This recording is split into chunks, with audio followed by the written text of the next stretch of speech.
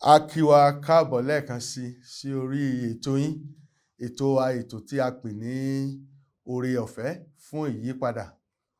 Orúkọ mi ni Pásítọ̀ Oluwagbemiga Dada láti ìjọ Lighthouse Independent Bible Baptist Church tí ó wà ní Àbáyọ̀mí, Ìwó Road. Bí ẹ bá ní ìbéèrè tẹ́ ẹ fẹ́ bi wá, nọ́mbà tẹ́ ẹ lè pè sí ni 07055307492. Ẹ jẹ́ kí n tún pè lẹ́ẹ̀kan sí 07055307492 tàbí kí ẹ pè sí orí 080-3062-9978 080-3062-9978. A kí yín káàbọ̀ lẹ́ẹ̀kan sí.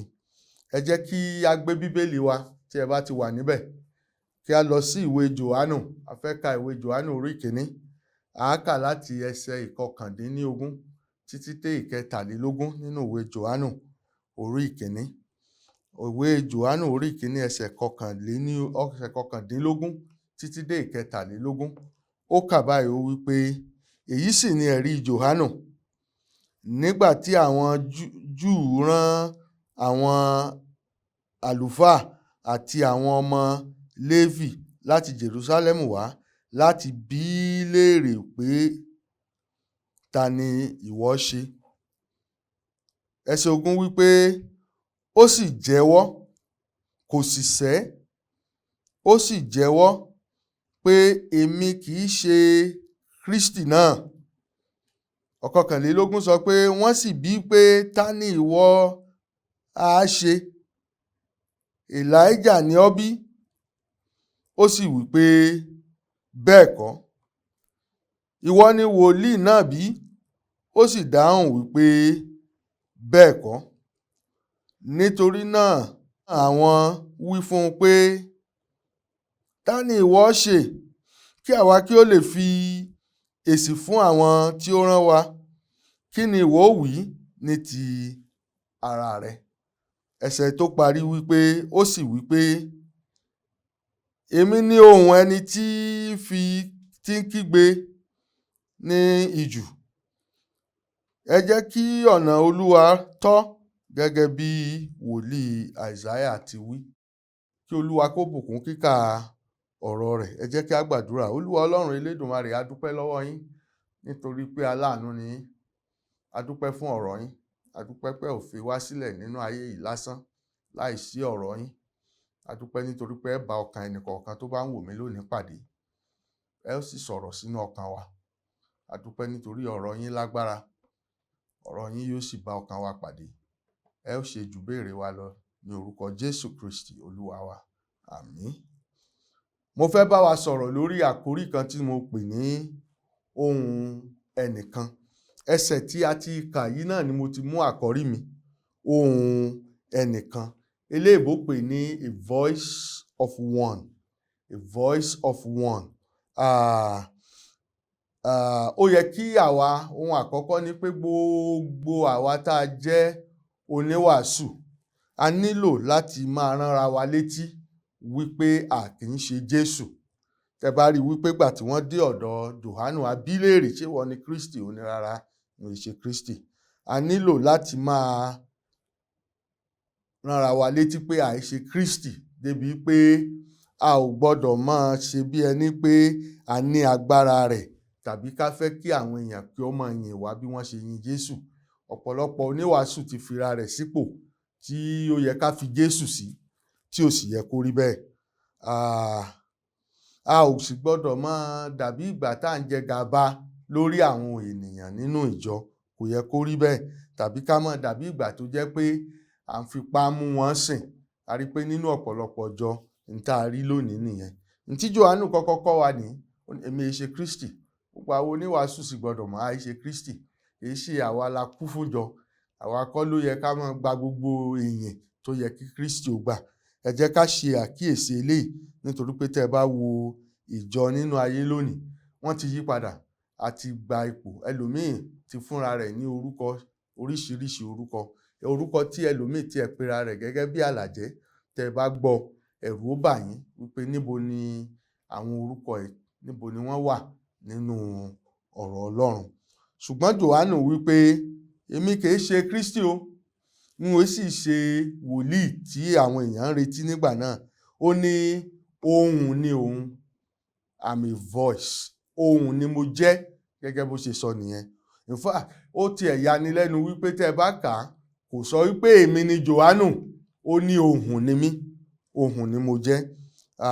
Ó ní mo jẹ́ ohùn láti kéde, mo jẹ́ ohùn láti polongo, mo jẹ́ ohùn láti jẹ́ kí àwọn ènìyàn kí ó múra sílẹ̀, nítorí pé ohun tí ohùn wà fún ni gbogbo onígbàgbọ́ èsì lọ̀rọ̀ ìbáwí. Bó o bá wà níbikíbi tó ti ń gbọ́ mi, jẹ́ n sọ fún ẹ tó ti ní Kristi lólùgbàlà rẹ, tó mọ̀ wípé òun lọ sọ́run. Ìwàásù yìí torí tìrẹ ni a ṣe mú wá. Ohùn ló gbọ́dọ̀ jẹ́, gbogbo onígbàgbọ́ ló gbọ́dọ̀ jẹ́ ohùn. A gbọ́dọ̀ jẹ́ ohun tí ọ̀nà tí àwọn ènìyàn yóò fi gbọ́ nípa Kristi. Mo fẹ́ràn tí Jòhánù sọ níbí tó pọ̀, mo sì fẹ́ ká wo àwọn nǹkan mẹ́ta nínú ọ̀rọ̀ rẹ̀ tó sọ níbí, gẹ́gẹ́ bó ti sọ pé èmi kìí ṣe Kristi, èmi kìí ṣe wòlíì o, èmi kìí ṣe ẹnikẹ́ni, ṣùgbọ́n ohùn nínú aginjù. Mo fẹ́ ká wo ọ̀rọ̀ mẹ́ta nínú ọ̀rọ̀ Jòhánù tó lè ràn wá lọ́wọ́. Mo gbàgbọ́ wípé ohun àkọ́kọ́ àbí ọ̀rọ̀ àkọ́kọ́ tí Jòhánù sọ ni pé gbólóhùn tí Jòhánù sọ ni wípé èmi ni ohùn, èmi ni ohùn, èmi ni ohùn. Èyí tí Jòhánù wí rèé, ohùn lásán ni mí, ohùn tí mo nílò láti fi jèrè ọkàn àwọn ènìyàn, ohùn ni mí. Ohun èlò àkọ́kọ́ tó pera rẹ̀ nìyẹn, orúkọ tí Jòhánù pera rẹ̀ nìyẹn wípé ohùn lòun.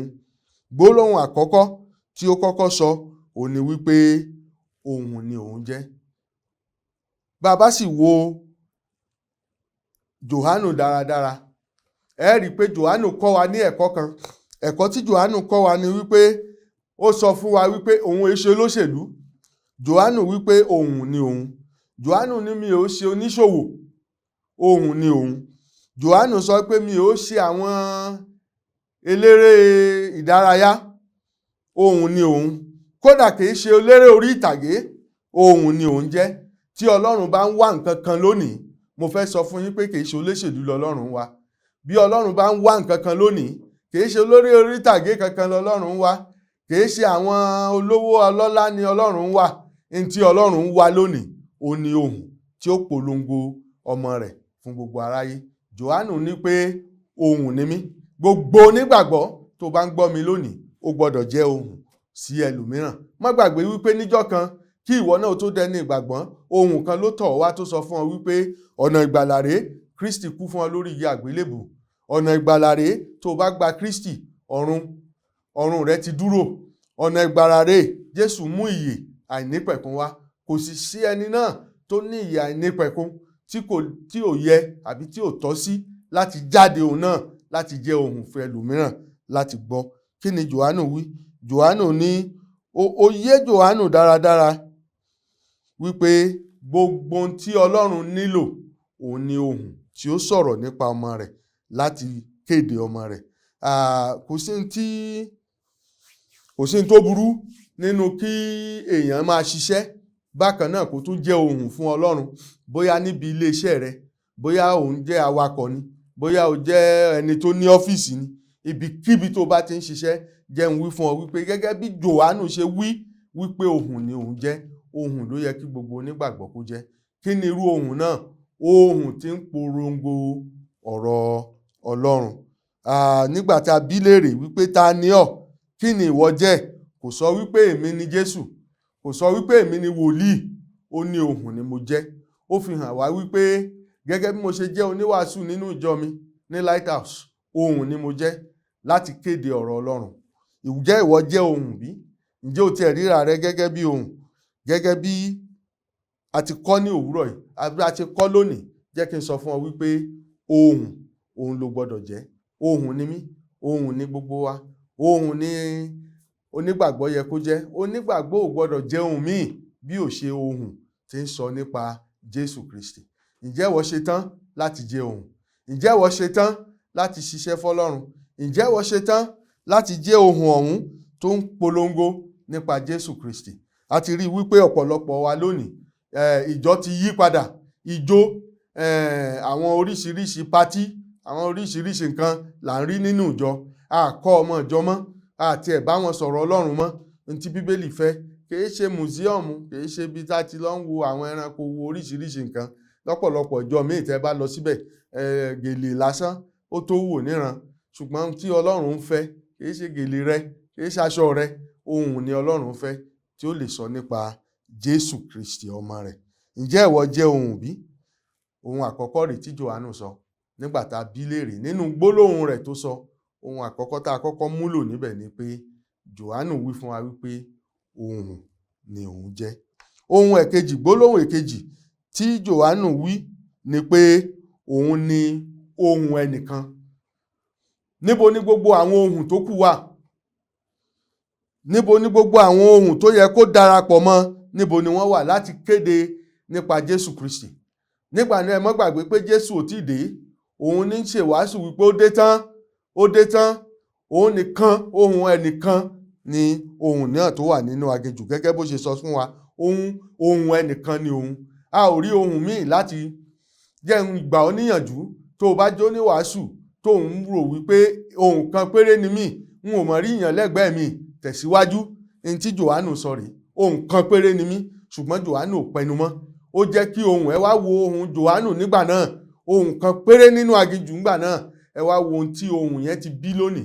Nítorí pé ohùn yẹn náà nírú èmi gbọ́ láti dẹni ìgbàlà. Ohùn yẹn bóyá ìwọ náà gbọ́ láti dẹni ìgbàlà. Bó bá jẹ́ ìwọ nìkan lọ́lọ́run pè láti jẹ́ ohùn, bóyá nínú abúlé ni, jẹ́ ohùn náà, sì jẹ́ ohùn tó ń polongo nípa Jésù Kristi. Ó ṣe pàtàkì gan, nítorí pé JOHANU sọ pé bó tilẹ̀ jẹ́ pé ohùn ẹnìkan péré ni òun, kò dákẹ́, ó polongo. Ẹ wo tẹ́ bá kà sí nínú ọ̀rọ̀ Ọlọ́run tá a kà, ẹ rí ọ̀pọ̀lọpọ̀ àwọn iṣẹ́ tí JOHANU ṣe nínú ọ̀rọ̀ Ọlọ́run.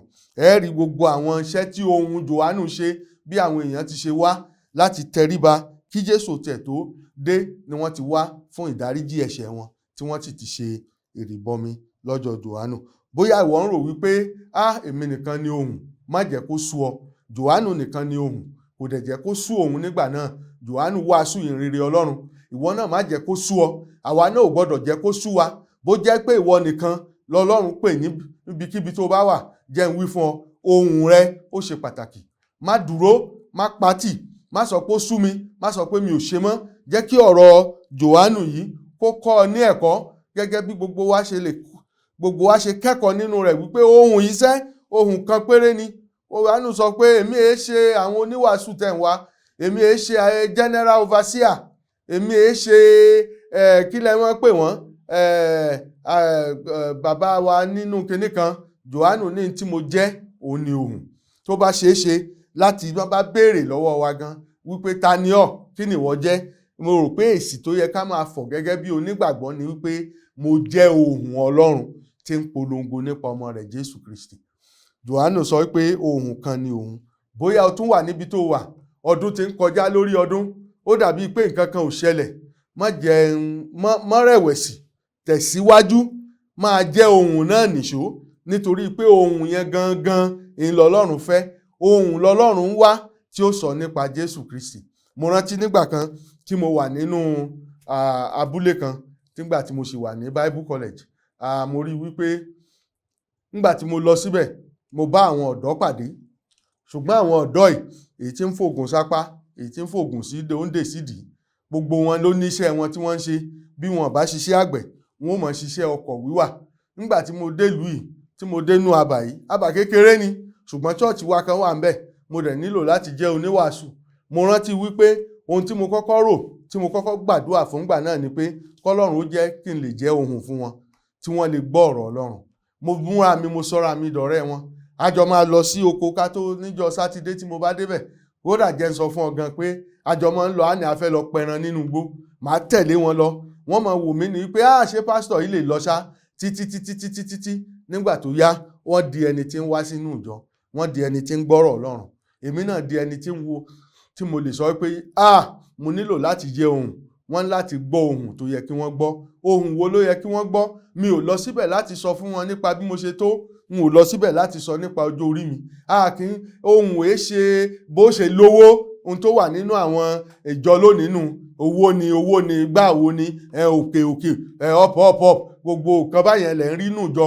Ṣùgbọ́n ohùn tí Ọlọ́run fẹ́ ni ohùn tí ó sọ wípé Jésù kú fún ni lórí igi àgbélébùú. Jésù kú fún ọ lórí igi àgbélébùú, gba Jésù gbọ́. Mo dúpẹ́ lọ́wọ́ Ọlọ́run pé nínú oko náà bí mo ṣe jẹ́ ohùn kan, n ò dúró, mo máa ń lọ ni. Ọlọ́run sì ṣe ìyanu. Àwọn tí ó gbọ́ ohùn, ọ̀kan nínú wọn náà ó dẹni tí mo máa ń sọ fún wípé ìwọ náà ó wàásù. Lónìí ó ti di oníwàásù.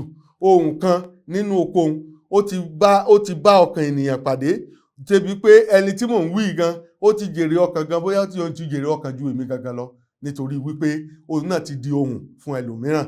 Jẹ́ kí n gbà ọ́ níyànjú oníwàásù, níbo lo wà tó ti ń polongo láti bí ọdún kan, láti bí ọdún méjì, láti bí ọdún mẹ́ta? Ó dàbí pé ó fẹ́ sú ọ, má jẹ́ kó sú ọ. Ohùn lọ́lọ́run ń béèrè, ohùn tí ó sọ nípa ọmọ rẹ̀ Jésù Kristi. Polongo Jésù, jẹ́ kí a gbọ́ ohùn rẹ níbikíbi tó bá wà. Jẹ́ sì wí fún ọ tó bá jó nígbàgbọ́ tó ń wò mí, tó jẹ́ ohùn sí ẹlòmíràn, abáramóore jẹ ló jẹ́. Òyìn Ọlọ́run lógo. Bó ṣe wù kó jó tó nínú ìjọ, bó ṣe wù kó dáwó tó nínú ìjọ, bó ṣe wù ká sọ pé à ń ṣàjọ̀dún ìdúpẹ́, ò dúpẹ́ nǹkan kan rárá. Ó dìgbà tó bá tó mọ̀ wípé ohùn ẹnìkan ni mo gbọ́ tí mo fi dẹni ìgbàlà. Èmi gan sì gbọ́dọ̀ jẹ́ ohùn sí ẹlòmíràn. Ǹjẹ́ ìwọ jẹ́ ohùn?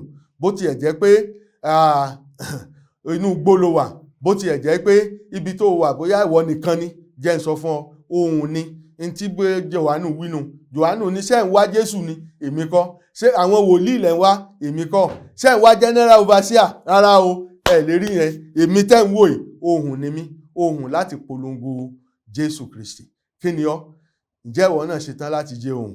Gẹ́gẹ́ bí mo ṣe sọ fún wa wípé nínú ọ̀rọ̀ JOHANU, ohun mẹ́ta la rí. Mo ti sọ àkọ́kọ́ wípé JOHANU sọ wípé èmi ni ohùn. Àkọ́kọ́ nu, JOHANU wípé ohùn ni mo jẹ́. Ẹ̀ríkẹ́ lọ bẹ́ẹ̀ nìkan ní ìsìnká ní kí lórúkọ rẹ? Ta ni ọ́? Kó ní ohùn ni mí. Ṣé kò ní yà yín lẹ́nu? Bẹ́ẹ̀ ló yà àwọn ìyá Júù lẹ́nu lóòótọ́. Ṣùgbọ́n ohùn ló jẹ́. Ohun àkọ́kọ́ tí JOHANU kọ́kọ́ pera rẹ̀ ni ó ní ohùn ni mo jẹ́. Ohun ẹlẹ́ẹ̀kejì tí mo wí fún ọ ní pé JOHANU sọ pé òun jẹ́ ohùn ẹnìkan. Èèyàn kan péré ni, kò sẹ́lòmíì tó bá lọ. Èèyàn kan péré ni ṣùgbọ́n kò dákẹ́. Èèyàn kan péré ni ṣùgbọ́n kò ní ìjákulẹ̀. Nítorí wípé ó mọ̀ pé ohùn òun Ọlọ́run nílò rẹ̀ láti kéde ọmọ rẹ̀. Ẹ wá wo iye ohùn tí ó ti gbọ́ ọ̀rọ̀ rẹ̀. Ẹ wá wo iye ọkàn tí ó ti gbọ́ ohùn yẹn. Ẹ wá wo iye ohùn tí ó ti jáde nínú ohùn rẹ̀. Jẹ́ n wí fún ọ wípé Ọlọ́run ń wá ọ. Ọlọ́run fẹ́ lò ọ́. Ohùn rẹ̀ ṣe pàtàkì. Má jẹ́ kó sú ọ níbi tó wà. Jẹ́ ohùn nìkan tó dá dúró. Ẹni bá fẹ́ kéde Jésù nígbà mìíràn kì í lọ́rẹ̀. Má ṣe rẹ̀wẹ̀sì. Jẹ́ ohùn. Jẹ́ n fún ọ ní gbólóhùn kẹta èyí tí JOHANU wí. Gbólóhùn kẹta tí JOHANU wí ni ohùn ẹnìkan tí ń kígbe nínú ijù. Torí pé ó ti pé mẹ́ta bá. Àkọ́kọ́ ní ohùn lòun. Ẹ̀kejì ó ní ohùn ẹnìkan péré lòun. Ẹ̀kẹta wá ní òun ní ohùn ẹnìkan tí ń kígbe nínú ijù. Ijù jẹ́ ibi tí ò sí èèyàn pọ̀. Ijù jẹ́ ibi tí ò sí ìgbádùn. Ijù jẹ́ ibi tí ò sí ilé oúnjẹ tó wúyàn jẹ. Ijù jẹ́ ibi tí wàhálà tiẹ̀ wà láti rómi. Ijù ò kì í ṣe ibi tí ọ̀pọ̀lọpọ̀ èèyàn máa ń fẹ́ láti lọ. Ṣùgbọ́n ibẹ̀ ni JOHANU sọ fún wa wípé òun wà. JOHANU ní òun wà nínú ijù. Òun sì ń kígbe. Ní ìtumọ̀ rẹ̀ fún wa. Ìtumọ̀ rẹ̀ fún wa ni pé JOHANU wà níbi tó ti jẹ́ pé òun nìkan ni. JOHANU wà níbi tó ti jẹ́ pé ó nira. Síbẹ̀síbẹ̀ JOHANU ò pa ẹnu rẹ̀ mọ́ láti jẹ́ ohùn. Ijù jẹ́ ibi tí ènìyàn ò fẹ́ lọ. Ibi tí ó jẹ́ pé a mọ̀ wípé ó gbẹ, ibi ọ̀gbẹlẹ̀ ni. Ibi tẹ́ lè pè ní aṣálẹ̀. Ibi tẹ́ lè pè ní oko tí ò mú nǹkan kan jáde. Ọ̀pọ̀lọpọ̀ ìgbà mo mọ̀ wípé JOHANU ó ti rò wípé ǹjẹ́ òun ò tiẹ̀ mọ ohùn mi ò mọ ǹjẹ́ ò mọ ṣòfò níbi tí mo wà yìí. Ṣùgbọ́n JOHANU tẹ̀síwájú, kò dákẹ́. Ó sì bẹ̀rẹ̀ sí ń kígbe. Ó ń pariwo nínú ijù. Jẹ́ kí n wí fún ọ lónìí, jẹ́ n gbà ọ́ níyànjú. Bí JOHANU bá lè wà nínú ijù, níbo nìwọ wà?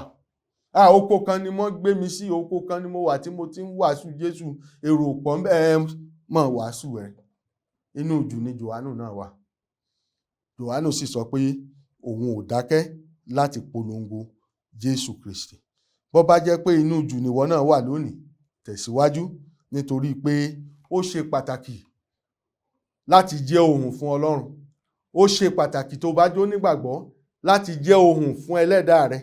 Ó ṣe pàtàkì láti jẹ́ ohùn fún Kristi, nítorí wípé mo gbàgbọ́ wípé ìgbà tó gbà wá là tán, ìdí tí kò ṣe pa wá mọ́ ni wípé ó fi wá lẹ̀.